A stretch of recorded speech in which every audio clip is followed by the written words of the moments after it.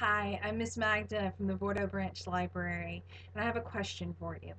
So, have you ever watched a movie and then read a book, and then suddenly all the actors in the movie are now playing the characters in your book? Watching superhero videos have completely changed Norse mythology for me. Comment below in the questions and tell me who you are thinking about during this story. The Asgardians were at war with the frost giants every single day. Bam, bam, bam. Battle after battle after battle, right? Nobody was getting any sleep until this Mason shows up. Now, he was a weird looking guy, like gray skin that was tight on his bones, and his smile just didn't carry any warmth whatsoever. But he said he could build a wall all the way around Asgard, and that way the warriors could get some sleep. And then they would finally beat the frost giants. He only had a small price. He'd like to marry Freya, the goddess of love and beauty, and he would like the sun and the moon as well. To sweeten the deal, he said he could get the wall done in 3 seasons with all of his guys and his horse. No, no, no, no, no. This was impossible. Nobody wanted this deal, especially Freya. I mean, who wants to marry a guy like that, right? And Odin was going to say no.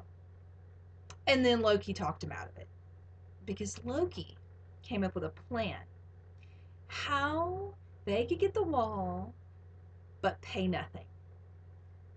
They agreed to the Mason's demands, except on condition. He could only have 1 season to build the wall, and he could only use himself and his horse, nobody else.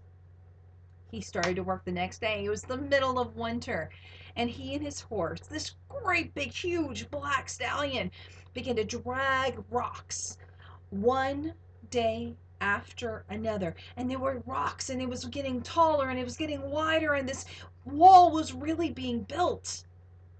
Well, it was really entertaining to watch for a while. And then it got too cold to be outside. So all the Asgardians went into their grand hall and hung out until spring sprung. And they came out to see that the wall was almost finished. Only had a little bit of section and a gate left. That was it. And now Freya was angry. And who did she want to take her anger out on? That would be Loki. She went looking for him, found him sleeping outside in a hammock under the spring sunshine. She poked him with her finger, and when he woke up, she poked the air in the direction of the wall. He looked and got a little pale. And then he looked the other direction and realized Odin was coming to see him. The Allfather walked up, crossed his arms, and said, "You will fix this." Okay, okay, no problem. So Loki got to work. He watched the mason go back and forth, and he realized where he was going to go get the rocks. And so he followed him to that direction. The mason took no notice of anybody else, just picked up rocks and loaded up his horse. Picked up rocks, loaded up his horse, and then he realized his horse wasn't moving at all. It was looking out in the direction of the woods. He looked himself to see what his horse was looking at, and he realized that it was a female white mare, shaking her mane, shaking her tail. And here is his horse, paying a lot of attention. All of a sudden, the stallion reared up, knocked off his reins, and went running for that white horse. Well, she took off into the woods because she wasn't going to get caught. And the two of them left the mason behind in the dust. He tried to drag all those rocks back to Asgard. It didn't work very well. And he tried to finish the wall in time, and that didn't work out well at all. And he realized that the gods had tricked him somehow. He went stomping into the grand hall, and at that point his disguise fell away.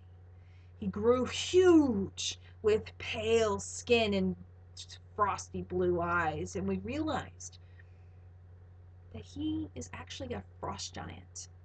This wall, with all of its secrets, all that information would have been taken back to the frost giants, and they would have actually won the war.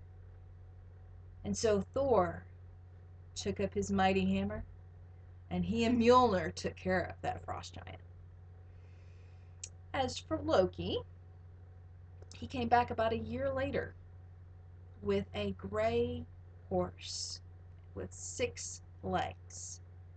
Loki looked as tired as a mother who has an infant and a toddler at home. He went straight to Allfather and offered Odin his horse, saying that, well, he had not been able to outrun the Black Stallion, and he had been spending the last year with a new little colt. If Odin would take this as a gift, maybe he would be allowed to come back home.